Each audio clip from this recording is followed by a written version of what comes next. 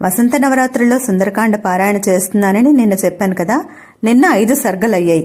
ఈరోజు 6 నుంచి 15 సర్గలు అనమాట. అయితే ఈరోజు ఆరగింపు ఏంటంటే పాయసం అప్పాలు అని ఉంది. పాయసం అంటే నేను పరమాన్నం చేయలేదండి, సగ్గుబియ్యం పాయసం చేశాను. వాళ్ళు స్పెసిఫై చేయలేదు కదా బుక్లో అని. సూక్ష్మంలో మోక్షం అనమాట. లంచ్ అయితే నాకు ఒక్కదానికే బంగాళదుంపలు వేపుడు చేసుకున్నాను. చూసారా పాపం వేలు కట్ చేసుకున్నాను. ఎలా కట్ అయిపోయిందో తెలుసా? ఇదిగో ఈ బూడిది గుమ్మడికాయ వల్ల. ఈ బూడిది గుమ్మడికాయ పాడైపోయింది బాగా, మిగిలింది కోస్తుంటే అలాగే వేలు కట్ అయింది. దీంతోనేమో రాత్రి అద్భుతమైన కూర చేశాను చపాతీకి. ఆ రెసిపీ, అప్పాల రెసిపీ అన్నీ కూడా రేపటి వీడియోలో వస్తాయి. ఇప్పుడే అప్లోడ్ చేద్దాం అనుకున్నాను, కానీ ప్రాసెసింగ్ కూడా టైం తీసుకుంటుందని ఇంకా చేయలేదన్నమాట.